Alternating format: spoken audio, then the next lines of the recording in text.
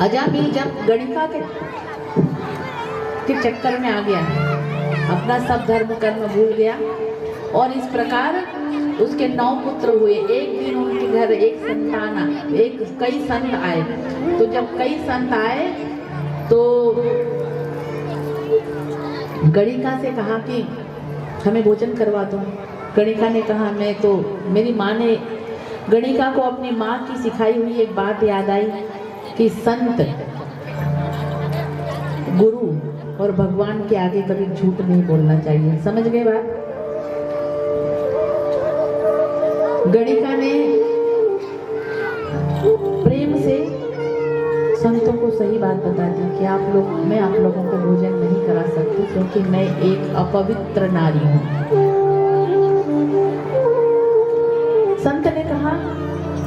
संत बड़े सरल होते हैं। संत ने कहा कोई बात नहीं, तुम पका हुआ भोजन नहीं करा सकती हो, लेकिन हमें सूखा अनाज दे दो, हम तुम्हारे घर के सामने एक ये जो पीपल का यह वृक्ष है उस पर हम भोजन बना के भोजन पालेंगे। वैसा ही किया गणिका ने। अजामिल आया। अब जब संत भोजन करते हैं तो ये समझ लो संत हमेशा अपने भक्तों को आशीर्वाद देते हैं कि इसका कर्ज हम कैसे चुकाएंगे। संत भोजन करते करते ये सोच रहे हैं, मुख्य जो संत थे उनमें से वो ये सोचते हुए जा रहे हैं कि मैं अजामिल का कर्जा कैसे उतारूंगा। अजामिल की पत्नी जो गणिका थी, उनके अजामिल के कई 9 बच्चे हो चुके थे, 10वां गर्भ धारण था 10वां। संत ने जाते समय कहा बेटा एक काम करना, अब की बार जो आपका को संतान हो, पुत्र संतान हो, उसका नाम आप नारायण रख देना। अजामिल ने हाँ कर दिया। अब उसका नाम नारायण रख दिया गया। अब अजामिल को उस नारायण से सबसे ज्यादा प्रेम। नाम की महिमा बता रही हूँ आपको। बेटा नारायण इधर आ, बेटा नारायण इधर आ, इस प्रकार नारायण से प्रेम, नारायण नारायण नाम जप करता गया। जब अंत समय आया तो अपने बेटे को बुला रहा था, नारायण बचाओ, नारायण बचाओ। उतने में भगवान के पार्षद जा रहे थे सामने से, चलो चलो। यमराज जब आए लेने के लिए, यमराज के दूत लेने के लिए आए। देखो जो पापी होता है उसको यमराज के दूत लेने के लिए आते हैं, और जो पुण्यात्मा होते हैं उसे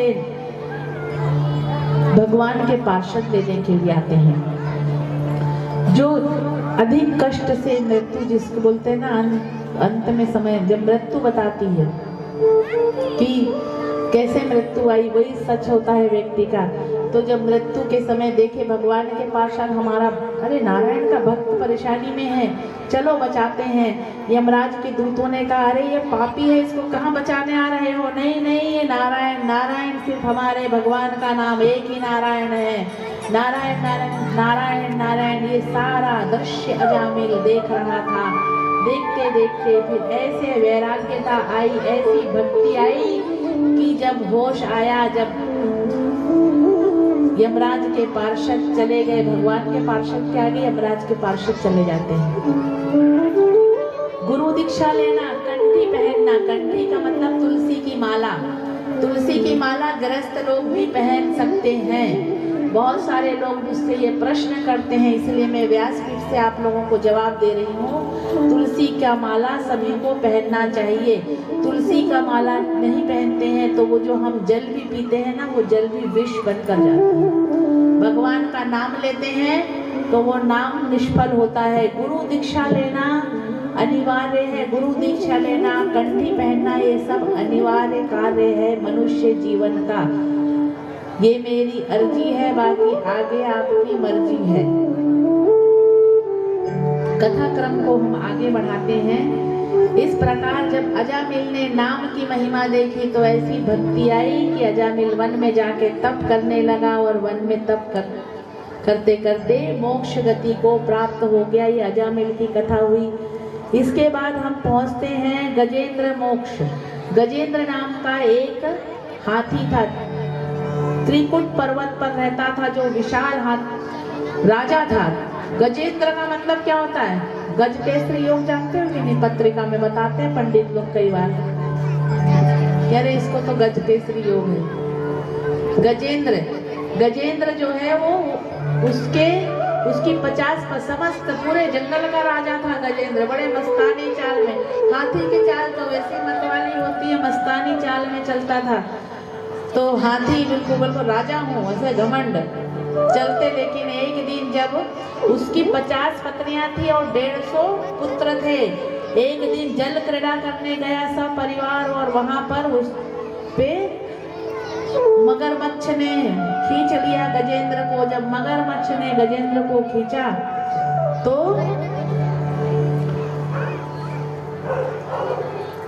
डूबता चला गया।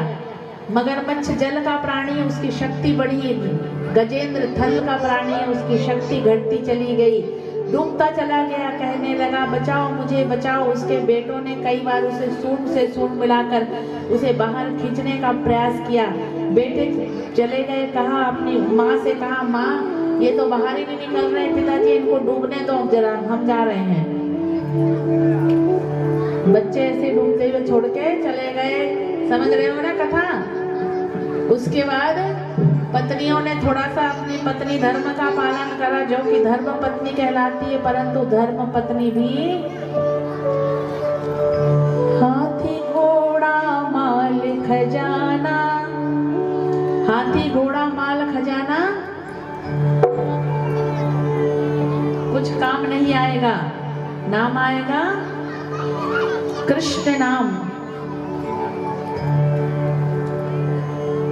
इस प्रकार सबको ही छोड़कर पत्नियां भी थोड़े दिन तक पत्नी भी साथ देती है, याद रखना। थोड़े दिन बाद पत्नी भी साथ छोड़ देती है, और पत्नी का साथ पति भी छोड़ देते हैं। ऐसा नहीं कि खाली पत्नियों की गलती बताऊंगी, पत्नियां भी थोड़े दिन तक मैंने देखा है, थोड़े दिन तक देंगे, उसके बाद वो बीमार पड़े हैं, परेशानी में है, तो वो अपनी मस्तानी वापस से अपने हिसाब से जीवन जीना प्रारंभ कर देती है। कोई किसी के लिए, कभी किसी अपने को जिससे तुम सबसे ज्यादा प्रेम करते हो उससे कभी पूछ के देखना कि चलो मैं मरने जा रहा हूँ, तुम भी चलो मेरे साथ, तो वो जाएंगे क्या? पूछ कर देखना। कोई किसी के साथ नहीं जाता है। सुबह आप मृत्यु होगी, जलाकर आएंगे, शमशान तक छोड़ेंगे, रात को बैठकर खाएंगे, फिर तीसरा करेंगे, 5वां करेंगे, 13वां करेंगे, जो है 13वां करेंगे, बाल गुटाएंगे, सब करेंगे। उसके बाद फिर अपने जीवन को आगे बढ़ेंगे। और सफर किसको तय करना है? सफर उस जीव को तय करना है जिसकी मृत्यु हो गई। अकेला फिर उस जीव की सफर की तैयारी चलती है, और हम यही बने रहते हैं। इस प्रकार गजेंद्र ने भगवान नारायण का नाम लिया। देख लिया जब सबको, थक गई जब आंखें, तो फिर भगवान का नाम, नारायण का नाम लिया। जैसे ही नारायण का नाम लिया, परमात्मा नारायण स्वरूप में प्रकट हो गए। कभी राम बनेंगे, कभी श्याम बनेंगे, चले आना कभी राम बनेंगे, कभी श्याम बनेंगे, चले आना प्रभु जी चले आना।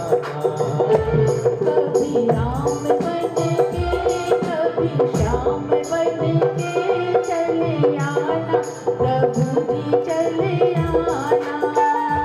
कभी राम बनेंगे, कभी श्याम बनेंगे, चले आना प्रभु जी चले आना। चले आना प्रभु जी चले आना। चले आना प्रभु जी चले आना।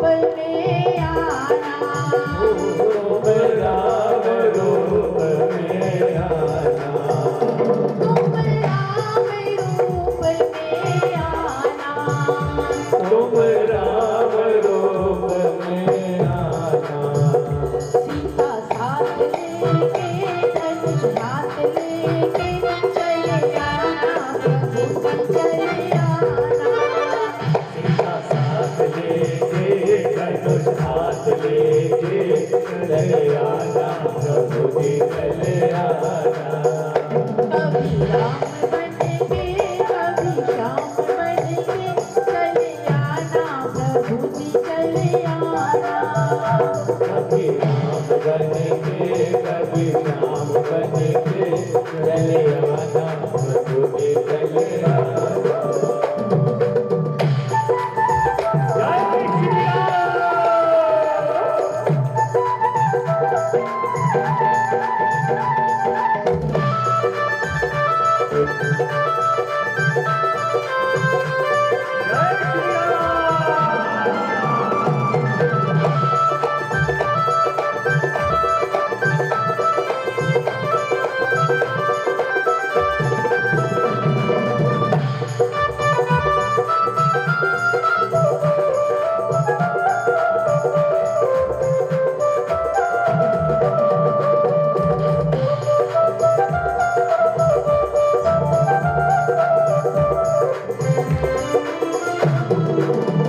तुम श्याम रूप में आना तुम श्याम रूप में आना।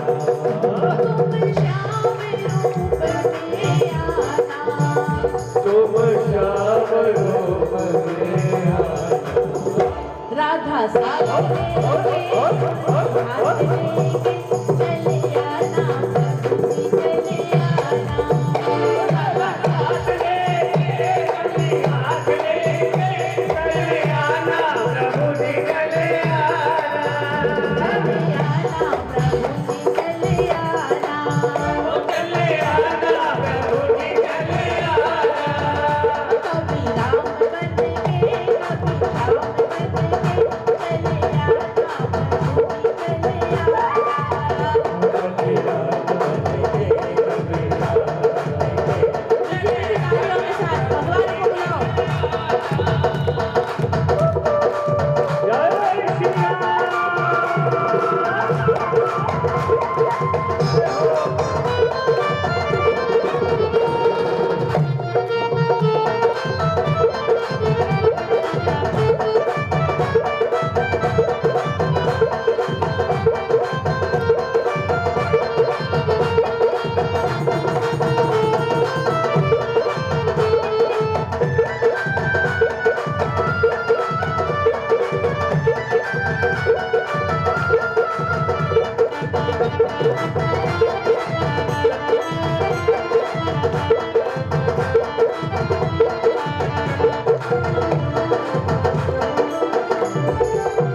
तुम शिव रूप में आना तुम शिव रूप में आना। ओ तुम शिव रूप में आना। हो तुम शिव रूप में आना। ओ गौरा साथ लेके डमरू हाथ लेके चले आना प्रभु जी चले आना। गोरा हाथ लेके डमरू हाथ लेके चले आना प्रभु जी चले आना। कभी राम बनेंगे कभी श्याम बनेंगे चले आना प्रभु जी चले आना। कभी राम बनेंगे कभी श्याम बनेंगे चले आना प्रभु जी चले आना। चले आना प्रभु जी चले आना। प्रभु जी चले आना। प्रभु जी चले आना। जय श्री राम। जय जय श्री राम।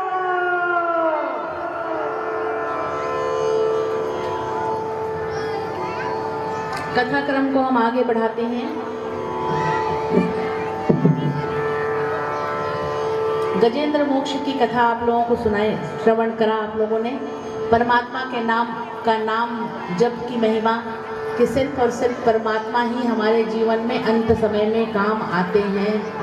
इसके बाद हम सागर मंथन की ओर चलते हैं। सागर मंथन की कथा वामन चरित्र उसके बाद होगा, बुला लो। सागर मंथन का सुनो, इसको ध्यान से सुन लो, दो लाइन में खत्म करूंगी। सागर मंथन किया गया था और सागर मंथन से अलग अलग चीजें आई थी। सागर मंथन इसीलिए किया गया था क्योंकि दैत्य शक्तिशाली हो गए थे और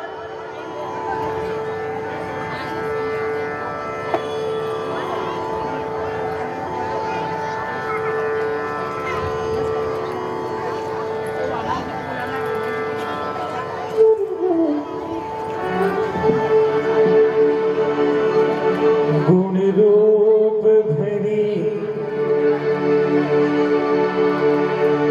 श्यामा प्यारी,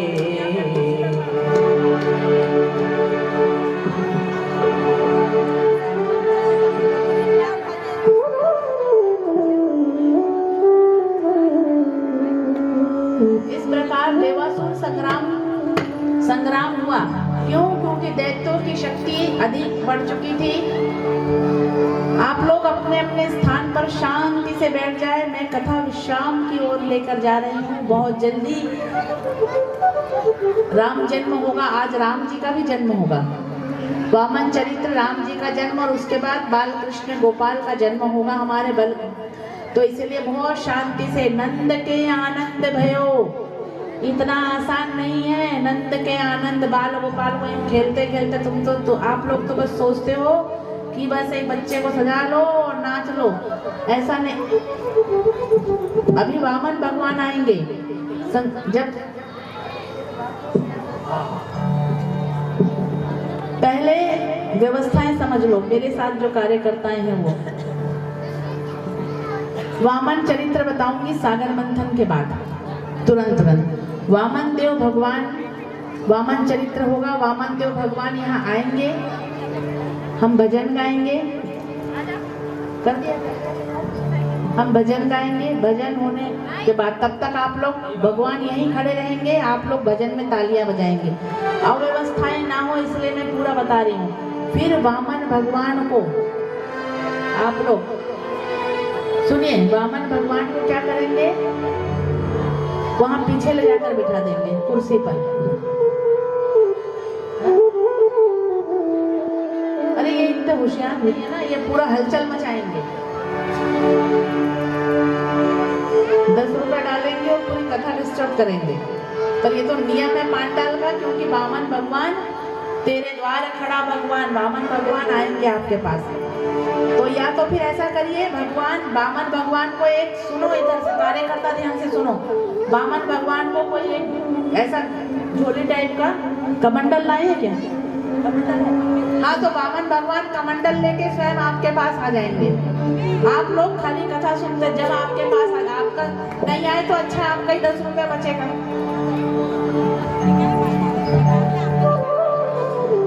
आप लोगों को जो दान करना हो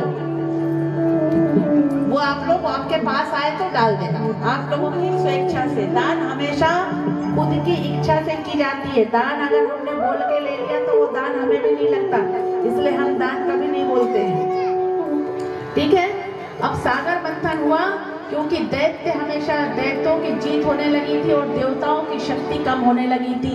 तो भगवान नारायण ने सोचा इन्हें अमृत पिलाया जाए ताकि ये अमर हो जाए। इस प्रकार सागर मंथन हुआ। सागर मंथन में सबसे पहले भगवान धन्वंतरी आयुर्वेदिक दवाइयाँ, औषधि जो लाए थे ना, इस औषधि का निर्माण धन्वंतरी जी ने किया था।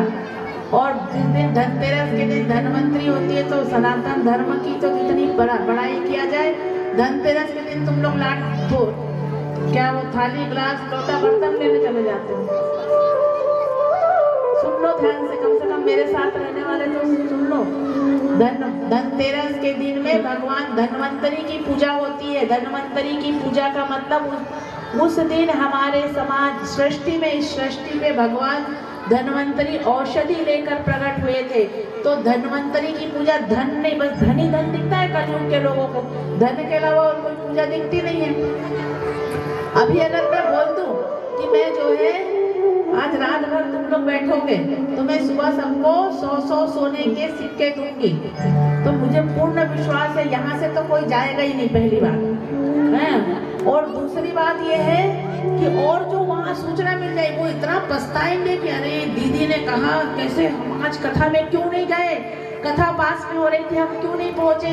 100 सिक्के मिलने वाले थे, कहीं इतना पछतावा। ऐसे माया के बंधन में ऐसे बंधे हुए हैं। इस प्रकार धन्वंतरी भगवान औषधि लिए, फिर निकला विष किसने पिया? समुद्र मंथन में क्या हुआ? मंदराचल पर्वत को मथनी बनाया गया और वासुकी नाग को रस्सी बनाया गया और बंधा गया। नाग का सर्प का जो मुख था उसको कर दिया गया किधर? दैत्यों की तरफ। पूछ दैत्य भगवान पकड़ लिए देवता। समुद्र मंथन प्रारंभ हुआ। जब मंदराचल पर्वत डूबने लगा तो भगवान कच्छप अवतार लिए, कच्छप बने और पर्वत को अपने पीठ पर लिए। बोले कच्छप भगवान की। फिर विष निकला तो कौन पिएगा विष? भोलेनाथ जी ने विष ग्रहण किया। कामधेनु गाय मिली तो गाय किसको मिली? ऋषियों को। फिर उच्च श्रवा घोड़ा में निकला। ऐरावत हाथी मिली। हाथी किसने लिया? इंद्र ने। अप्सराएं मिली। अप्सराएं कौन ले लिया? देवताओं ने। फिर निकला पारिजात का वृक्ष, कल्प वृक्ष देवताओं ने ले लिया। अब लक्ष्मी जी निकली। लक्ष्मी जी निकलेंगी तो लक्ष्मी किसके पास जाएगी? नारायण के पास जाएगी। समझ लेना, जो नारायण करेगा उसी के पास लक्ष्मी आएगी।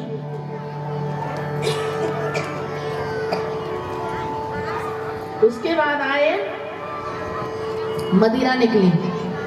मदिरा के पीछे कौन भागेगा? दैत्य भाग गए मदिरा के पीछे। जो लोग मदिरा के पीछे भागते हैं समझ लो हम दैत्य के पीछे भाग रहे हैं। फिर चंद्रमा निकला। चंद्रमा को किसने धारण किया? भोलेनाथ जी ने।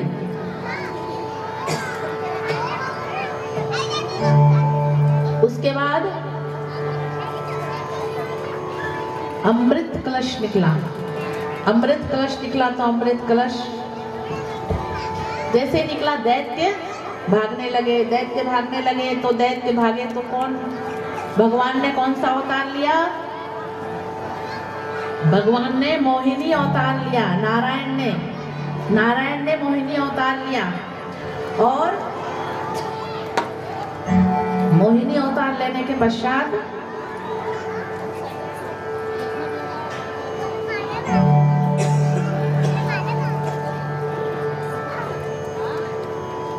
दैत्य जो 2 दैत्य थे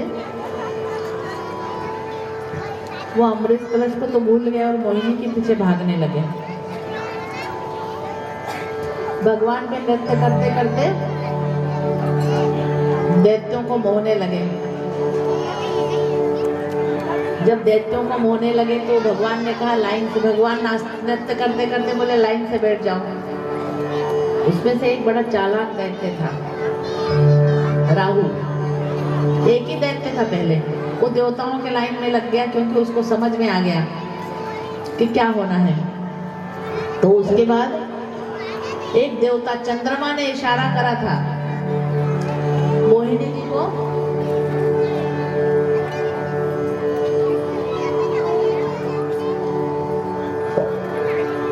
चंद्रमा ने इशारा किया, इसीलिए चंद्र ग्रहण होता है। राहु केतु चंद्रमा के सामने आते हैं, तकलीफ देते हैं, इसीलिए चंद्र ग्रहण होता है सृष्टि पर। फिर जैसे ही चंद्रमा ने इशारा करा तो भगवान मोहिनी अवतार में, बोलिए मोहिनी भगवान की। 24 अवतार में मोहिनी अवतार, कच्छप अवतार सब बताया था कल। एक अवतार ये बता दिया आप लोगों को। फिर नृत्य करते करते भगवान ने अपना सुदर्शन चलाया। तो जो एक दैत्य था वो उसका शीश अलग और केतु, शीश है राहु, केतु पूछ। राहु केतु बन गए जो आज तक सबको तकलीफ देते आ रहे हैं। इस प्रकार आप लोगों को समुद्र मंथन का बताया, जो अमृत देवताओं को पिलाई गई। फिर देवासुर संग्राम हुआ। देवासुर संग्राम हुआ तो समस्त दैत्य मारे गए, परंतु उनके गुरु, दैत्यों के गुरु कौन है? शुक्राचार्य जो अभी जीवित है। एक दैत्य जो जीवित था तो मृत संजीवनी द्वारा अपनी शक्ति के द्वारा उस दैत्य को जीवित करा और उसे जीवन दान दिया। जीवन दान देने के पश्चात वो दैत्य कौन था? राजा बलि। तो जीवन दान देने के पश्चात उसे बोला चलो स्वर्ग पर चढ़ाई करो। और राजा बलि एक नहीं, दो नहीं, तीनों लोक पर जीत हासिल किया। फिर देवता मारे मारे फिरने लगे। अब उनकी देवताओं की माता अदिति बड़ी चिंतित, जो कि कश्यप ऋषि की पत्नी है, बड़ी चिंतातुर हो रही थी। तभी उन्होंने कहा मेरे पुत्रों को अपना स्थान प्राप्त हो, उसके लिए कोई उपाय बताओ। मुझे अच्छे पुत्र संतान की प्राप्ति चाहिए जो इन दैत्यों को हरा सके। तो पयोव्रत करवाया। कश्यप ऋषि ने कहा पयोव्रत करो। पयोव्रत करा, एक व्रत होता है पुत्र प्राप्ति के लिए, तो उस व्रत को कराया। फिर आज माता अदिति के गर्भ में वामन भगवान प्रवेश किए और फिर फाल्गुन मास के कृष्ण पक्ष के प्रतिपदा के शुक्ल पक्ष के प्रतिपदा तक यह पयोव्रत किया जाता है। इसके बाद वामन भगवान ने अवतार लिया माता अदिति के समक्ष और कहा मुझे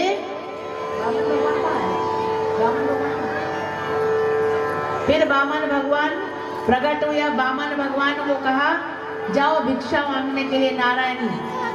अब गए, कहाँ गए? गए वो राजा बलि जहाँ यज्ञ कर रहा था, राजा बलि के द्वार पर गए और बलि से भिक्षा मांगने लगे। मुझे भिक्षा दो। राजा बलि ने सोचा कि छोटा सा ब्राह्मण है, क्या मांगेगा, जो मांगेगा दे दूंगा। बोले मांगो, क्या क्या मांगना चाहते हो? तो कहा तुम दे पाओगे? हाँ, संकल्प करो। गुरु शुक्राचार्य समझ गए थे कि कुछ नहीं, ये नारायणी अवतार लेकर आया है। उतने में भिक्षा गुरु शुक्राचार्य निरंतर मना करते जा रहे थे। बैठ जाओ, वामन भगवान को बिठा लो। देखो, जब माता अदिति के सामने वामन भगवान छोटे से बटुक हट्टे कट्टे थे, बिल्कुल ऐसे ही जैसे हमारे वामन भगवान दिख रहे हैं, वैसे ही हमारे हट्टे कट्टे हमारे वामन भगवान थे। सच में वामन भगवान दिख रहे हैं। मुस्कुराते रहिए वामन जी। तेरे द्वार खड़ा भगवान,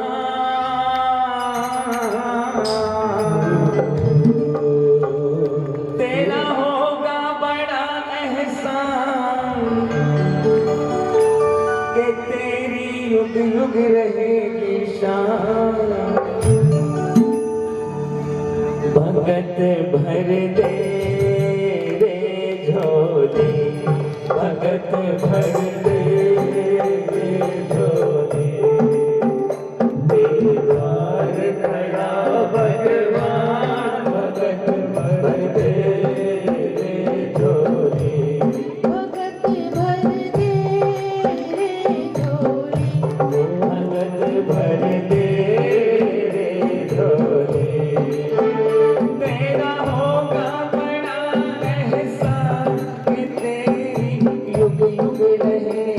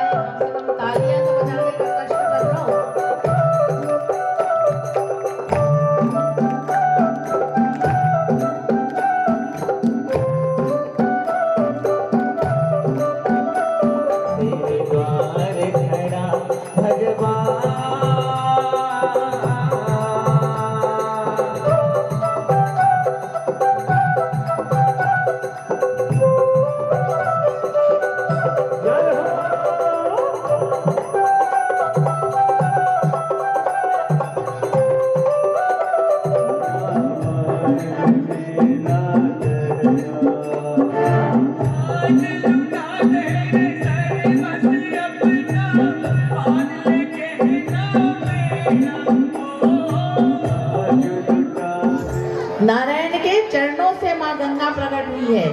फिर उसके पश्चात बोले तीसरा पग कहाँ रखूं? बताओ तीसरा 3 पग। राजा बलि ने अपना शीश रखा, अर्थात अपना सर्वस्व जब परमात्मा को दोगे तो परमात्मा तुम्हें भी सब कुछ देंगे।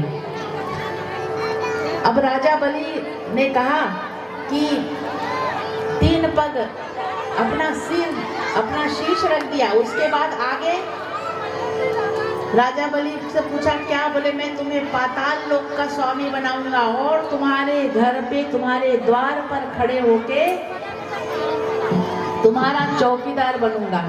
व्यवस्थाओं को बिगाड़िए मत, पीछे से ले जाएं। उसके बाद बोले मैं तुम्हारा द्वारपाल बनूंगा। ये है मेरे ठाकुर जी की महिमा।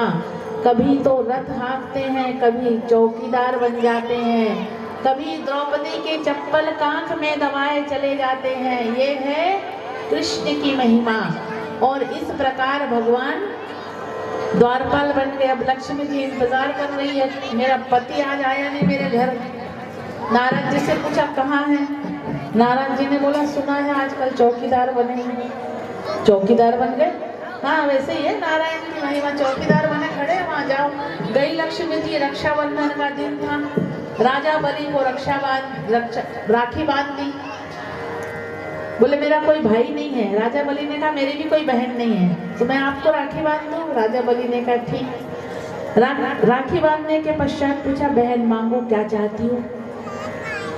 बोले भैया वो जो आपका चौकीदार है ना वो चाहिए मुझे। अरे बहन तुम्हें चौकीदार चाहिए ना? तुम तो मेरी बहन बन गई हो, तुम्हारे यहाँ एक नहीं कई चौकीदार भेज दूंगा। क्या तुम्हारे घर चौकीदार नहीं है? तो माता लक्ष्मी कहती है मुझे चौकीदार नहीं चाहिए, मुझे तो वही चौकीदार चाहिए। तो राजा बलि पूछते हैं वो तुम्हारा कोई रिश्तेदार है?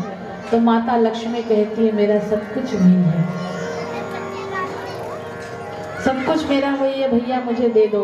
फिर जब राजा बलि को जानकारी लगी कि भैया ये तो जीजा जी खड़े हैं दरवाजे पर, तो बोले जीजा जी अब ऐसा नहीं चलेगा, जाओ बहन बना लिया, अब तो तुम जीजा जी बन गए, जीजा जी को तुम्हें खड़ा कर नहीं सकता। लक्ष्मी जी फिर भी भगवान नारायण का एक स्वरूप आज भी राजा बलि के द्वार पर खड़े हैं और एक स्वरूप वैकुंठ धाम में माँ लक्ष्मी के पास में है।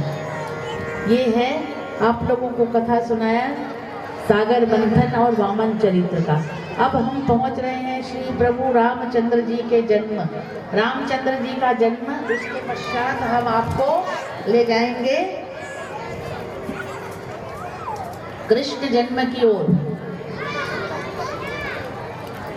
उससे पहले मैं आप लोगों को बता दूं हमारे बीच विनीता पाठक जी आई हैं, उनके साथ एक दीदी और आई हैं। वो उनका नाम मैं जानती हूँ या मिली हूँ नहीं मिली हूँ ऐसा ध्यान नहीं आ रहा है, परंतु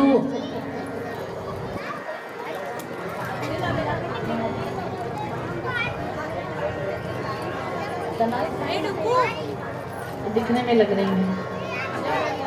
इतना तो साइकोलॉजी सिखा दिया है भगवान।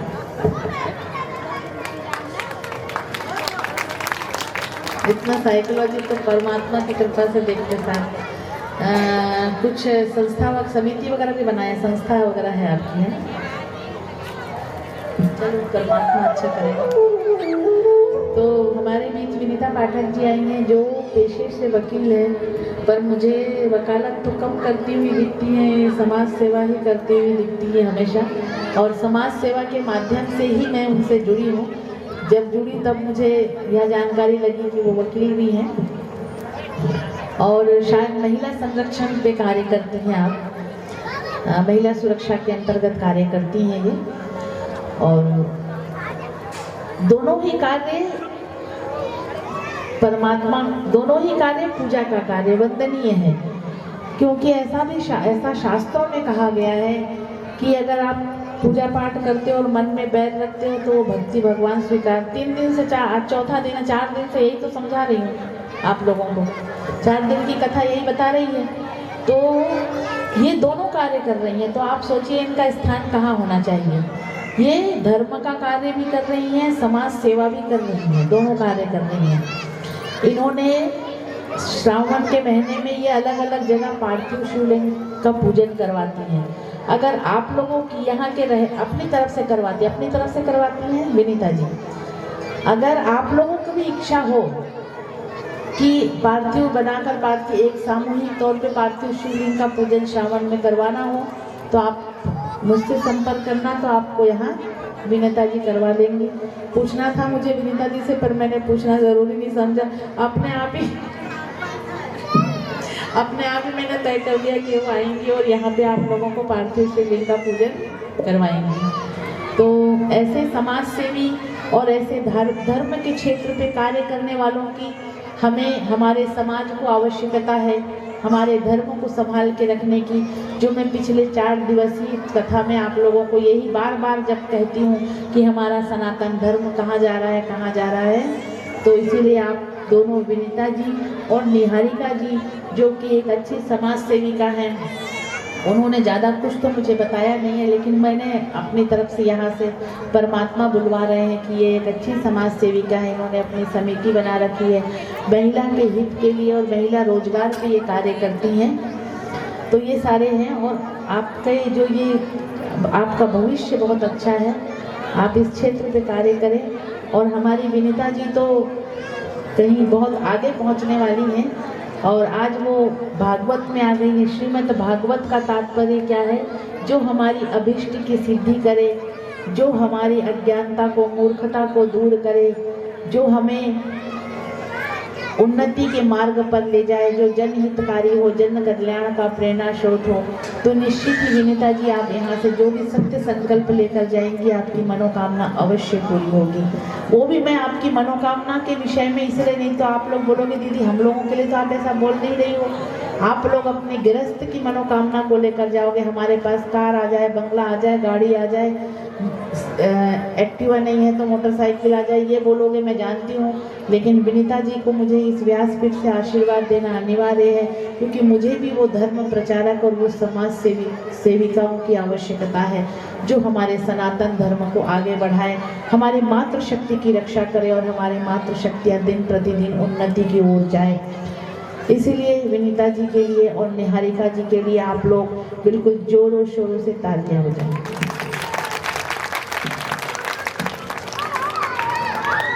अब आप प्रभु राम का जन्म और प्रभु भगवान कृष्ण का जन्म देखकर ही जाएंगे।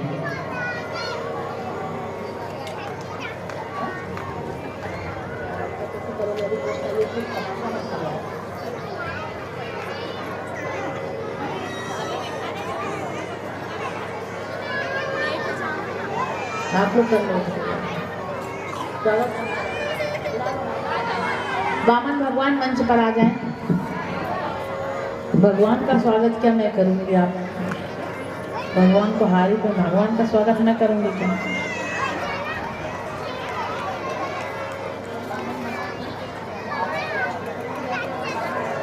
और वामन भगवान के पिताजी सामने आ जाएं। जिनने वामन भगवान ने माता पिता दोनों सामने आ जाए वामन भगवान के। देखो तुम्हारा पुत्र, तुम लोग शिकायत करते हो मेरे से, अरे पढ़ता नहीं, अरे आ जाओ सामने।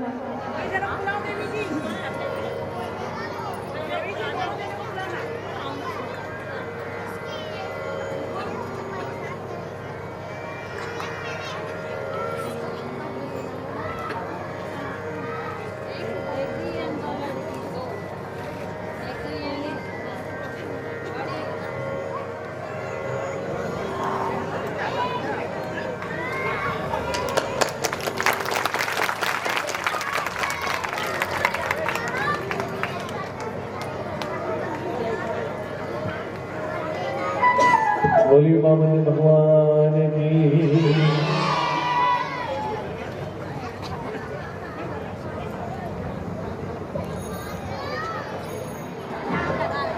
अब हम राम जी के जन्म की ओर जा रहे हैं। राम वंश, सूर्य वंश में युवनाश आए, युवनाश में मानधाता आए, मानधाता के मुचुकुंद, मुचुकुंद के वंश में ही त्रिवंदन त्रिशंकु हरिश्चंद्र, राजा हरिश्चंद्र की कहानी आप लोगों ने सबने सुनी है। टॉन्ट मत मारा करो, बड़े राजा हरिश्चंद्र बन गए। राजा हरिश्चंद्र रघुकुल के थे। राजा बाहू का आए, उसके बाद अंशुमान, दिलीप, भागीरथ। फिर भागीरथ जी से ने गंगा माँ गंगा को प्रकट किया। उसके बाद रघुकुल में ही राजा खटवांग, दीर्घबाहु और रघु और दशरथ के हुए राम। राम जी, राजा दशरथ को संतान नहीं हो रही थे, पुत्र कामेष्टि यज्ञ करवाया, तीनों रानियों को क्षीर का प्रसाद दिया गया। उसके बाद हमारे श्री चैत्र मास के शुक्ल पक्ष की नवमी तिथि अभिजीत मुहूर्त के ठीक 12 बजे मेरे प्रभु श्री राम जी का अवतार हुआ। बोलो श्री रामचंद्र जी की।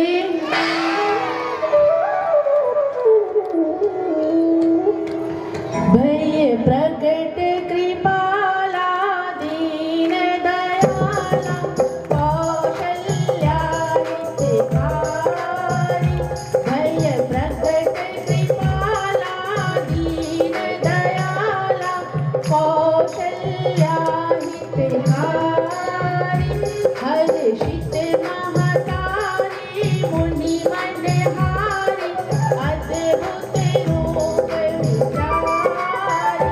लोचन अभिरामा तनु घनश्यामा निज आयुध भुज चारी। भूषण बंधमाला नयन विशाला शोभा सिंधु करारी। बहादुर कर जोरी स्तुति तोरी केहि विधि करो अनंता। माया गुण ज्ञानातीत अमाना वेद पुराण भजंता। करुणा तुम सागर सब गुण आगर यही गावहि श्रुति संता। सोमम हितकारी जन अनुरागी भयहु प्रकट श्रीकंता। ब्रह्मांड निकाया निर्मित माया रोम रोम प्रतिवेद कहे। बपुर सोवासी यह उपहासी सुनत धीर मति स्थिर न रहे। उपजा जप ज्ञाना प्रभु मुस्काना चरित बहुत विधि कीनी चहे। कही कथा सुनाई मातु बुझाई यही प्रकार सुख प्रेम रहे। माता मुनि बोली सोमति डोली सजहु तात यह रूपा। की जय शिशु लीला अति प्रिय शीला यह सुख परम अनूपा। सुन वचन सुजाना रोदन ठाना होई बालक सुर भूपा। यह चरित जिगावहि हरि बस पावहि तेरा परहि भव भूपा। भय प्रकट कृपाला दीन दयाला कौशल्या हितकारी। हर्षित महतारी मुनि मनहारी अद्भुत रूप विचारी। अद्भुत रूप विचारी। बोलिए सिया बलरामचंद्र की जय। बहुत संक्षिप्त में लेना पड़ा समय के अभाव के कारण। रामचंद्र जी पे लिख कर तो बहुत कुछ आई थी, पर समय का अभाव हो जाता है और बड़ा संक्षिप्त में लेना पड़ा। अब हम कृष्ण जन्म की ओर जा रहे हैं। भगवान कृष्ण आज हमारे कन्हैया लाल बाल गोपाल कृष्ण हमारे सामने आएंगे। उससे पहले हम एक मधुर भजन ताली सेवा करते हुए आए और फिर कृष्ण जी को बुलाएंगे।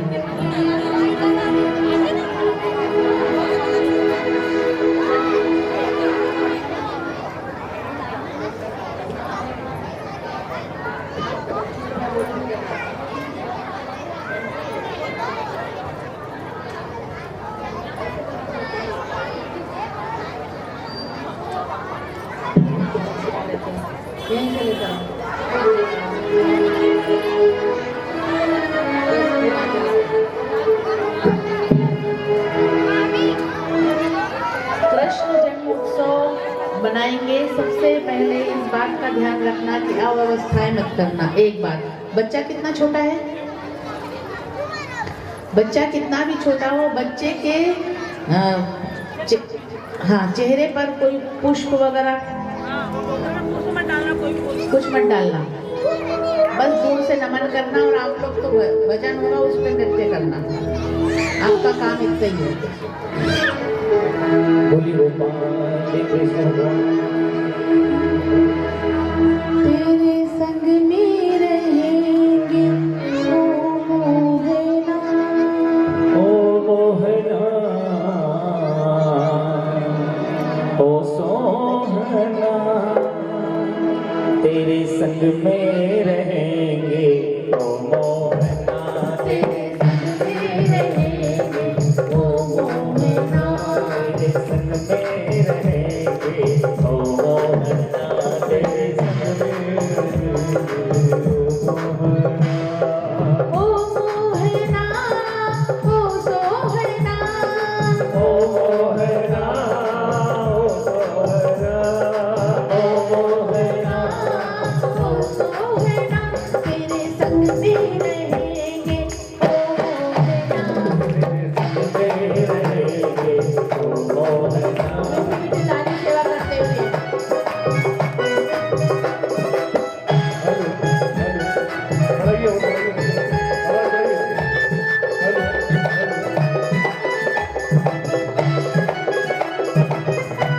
जय हो, जय हो। चंदन बनो मैं पानी।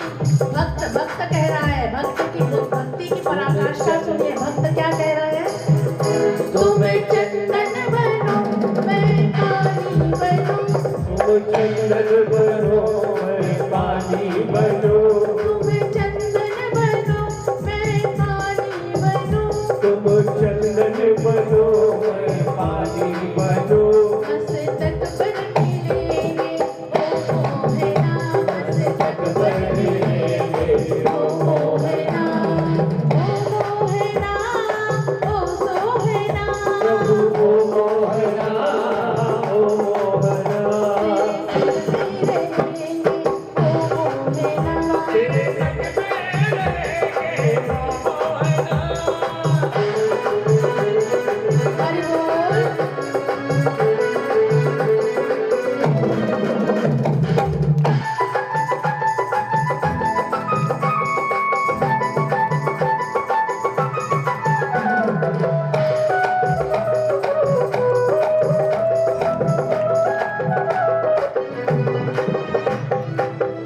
तुम पुष्प बनो मैं धागा बनूं, तुम पुष्प बनो मैं धागा बनूं, तुम पुष्प बनो मैं धागा बनूं, तुम पुष्प बनो मैं धागा बनूं, माला में मिलेंगे ओ मोहना, राजा मेरे ओ मोहना, माला में मिलेंगे ओ मोहना, माया मेरे ओ मोहना, ओ मोहना ओ सोहना, ओ मोहना ओ मोहना, तेरे संग में रहेंगे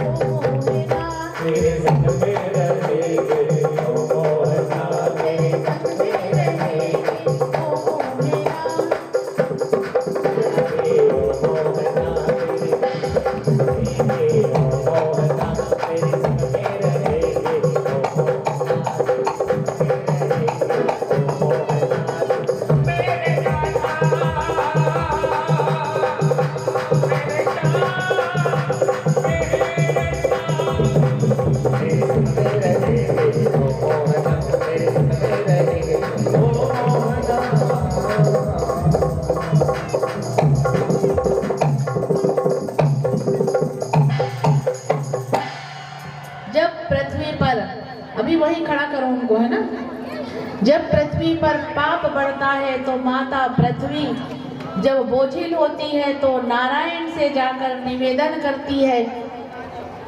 अभी वहीं खड़ा करना, जब मैं कहूँ तब भगवान कृष्ण को लेकर आना, बाल गोपाल को, ठीक है?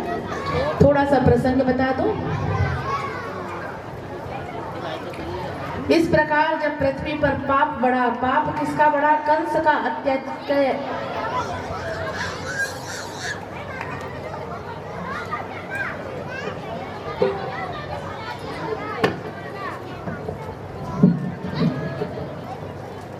हमारी विनीता जी का स्वागत करेंगी। खिड़ावदिया परिवार की ओर से आपका स्वागत है, क्योंकि यह पितृ मोक्ष भागवत का जो आयोजन रखा है गया है वो खिड़ावदिया परिवार के सभी बच्चे लोगों मिलकर रखी है। आपके इस समाज की ओर से, खिड़ावदिया परिवार की ओर से स्वागत है।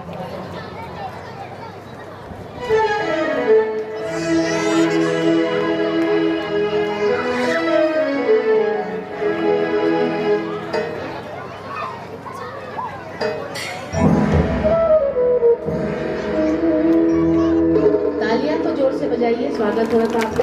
ताली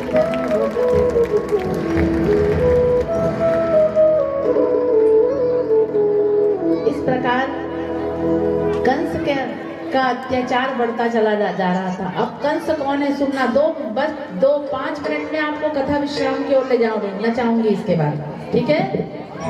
खूब नृत्य करना। कंस जो है मथुरा में उग्रसेन नाम के एक राजा है।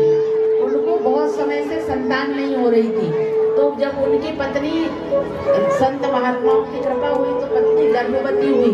जब पत्नी गर्भवती हुई तो धूमिल नाम के एक दैत्य की परछाई पड़ गई, उससे कंस का जन्म हुआ। शुरू से मैं 3-4 दिन की कथा क्या बता रही है, सिर्फ अच्छे आचरण का ही, कथा पूरी अच्छे आचरण पे ही चल रही है। जो कंस का जन्म हुआ उग्रसेन जी के यहाँ, पिता उग्रसेन थे। संतों ने कहा ये पुत्र जो है, ये लड़का जो है दुराचारी होगा, सर्वनाश करने वाला होगा, इसे जल में बहा दो। राजा उग्रसेन ने लता पताओं में लपेट के उन्हें बहा दिया। सूरसेन जो थे वो वहां संध्या वंदन करने के लिए आए जमुना जी में, तो सूरसेन कंस को उठाकर ले आए घर। अब जो है वसुदेव जी और तुम्हारी जो उग्रसेन जी का पुत्र कंस, दोनों एक ही जगह पल रहे थे, भाई भाई थे। अब कंस के मन में ये विचार आया, देवकी जो है वो कंस की चचेरी बहन है, तो ये विचार आया कि मैं अपने चचेरी बहन का विवाह कर दूं। विवाह कर रहा था, बहुत दान पुण्य देकर विवाह, बड़े प्रेम से विवाह। देवकी को से बहुत प्रेम करते थे कंस, पर अपने प्राणों से ज्यादा प्यार कोई किसी को नहीं कर सकता। पल में बदल गए। इस प्रकार जब देवकी का विवाह हो रहा था, तो जब देवकी का विवाह हो रहा था तो विदाई कर रहे थे, खुद ही रथ चला रहे थे कंस। आकाशवाणी हुई, कंस तू जिस देवकी का अपनी बहन का को जितने प्रेम से विदाई दे रहा है, इसी का 8वां गर्भ तेरे सर्वनाश का कारण बनेगा। कंस ने जैसे ही आकाशवाणी सुनी, और आकाशवाणी सुनते ही देवकी के केश पकड़े और उस तलवार उठाकर उसका वध करने के लिए तलवार उठाए। तब वसुदेव जी ने उन्हें रोका कि कन्या लक्ष्मी का रूप है, तुम्हारी बहन है, और विवाह के समय तो कन्या वैसे भी लक्ष्मी के स्वरूप में होती है। तो रोका, और रोकने के बाद फिर वसुदेव जी ने समझाया, हम हमारी सब संतान आपको दे देंगे एक एक करके। कंस ने कहा मैं कैसे विश्वास करूं, तो बोले विश्वास, बोले हमें बंदी बना। कंस ने कहा मैं तुम लोगों को बंदी बनाऊंगा, एक के बाद एक संतान को मृत्यु के घाट पहुंचाता चला गया। उधर अब जो है 7वां गर्भ आया देवकी जी 7वां गर्भ धारण की तो संकीर्ण जो आजकल करते हैं ना गर्भ यहाँ आदान प्रदान कोई आजकल नहीं कर रहे। हमारा सनातन गर्भ बहुत बड़ा विज्ञान है। उतने बड़े वैज्ञानिक आज तक अभी जन्म नहीं लिए। वैदिक गणित की बात करते, वैदिक गणित ये गणित का शून्य का किसने बनाया? हमारे वेद शास्त्रों ने बनाया है। ये ट्रांसपुल्टेड गर्भ आदान प्रदान जो भी अभी उसको कुछ बोलते हैं, शायद मुझे वो नाम नहीं आ रहा है, लेकिन उस समय माता देवकी के गर्भ से संतान को माता रोहिणी के गर्भ में पहुंचा दिया गया, जिससे 7वां गर्भ हुए बलराम जी। 7वें कौन है? हमारे बलराम जी। बोलिए बलराम भगवान की जय। अब माता देवकी ने 8वां गर्भ धारण किया। समस्त देवतागण कर रहे हैं, गान कर रहे हैं, भगवान के आने की तैयारी कर रहे हैं। स्वागतम कृष्णा सुस्वागतम कृष्णा स्वागतं सुस्वागतं शरणागतं कृष्णा स्वागतं कृष्णा। आ जाइए कृष्णा।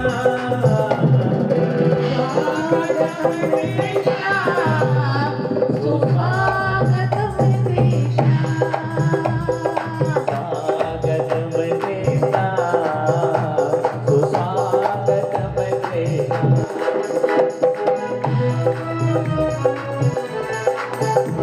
मनमोहन तुझे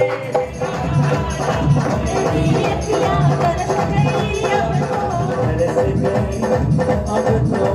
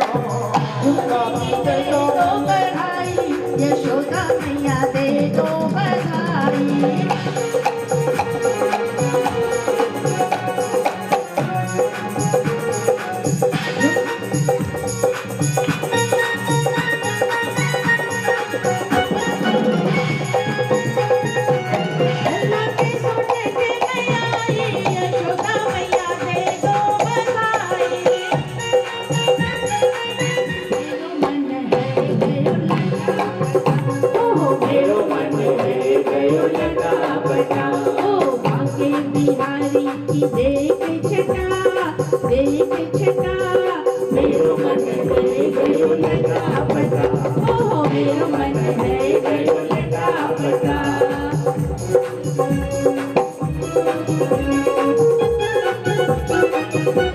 तेरी मूर्ति उतारूं मैं गिरधर, तेरी आरती मन में बसाकर। तेरी मूर्ति उतारूं मैं गिरधर, तेरी आरती मन में बसा के। तेरी मूर्ति उतारूं मैं गिरधर, तेरी आरती। ओ ओ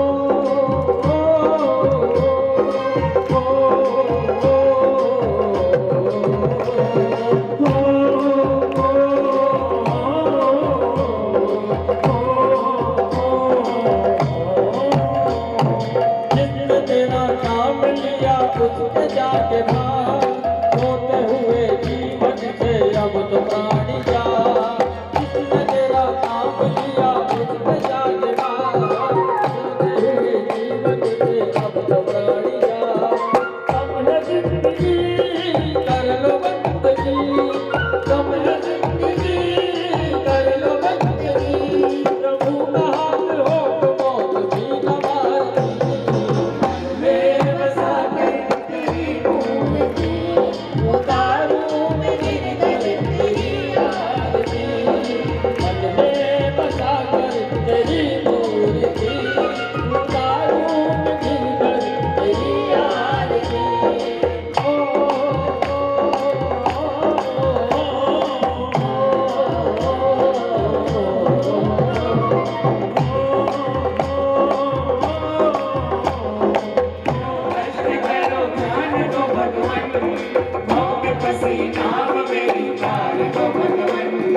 दर्द की दवा तुम्हारे पास है, दर्द की दवा तुम्हारे पास है। दर्द की दवा तुम्हारे पास है, दर्द की दवा तुम्हारे पास है। जिसकी दया की है भीख मांगती, मन में बसा कर तेरी मूर्ति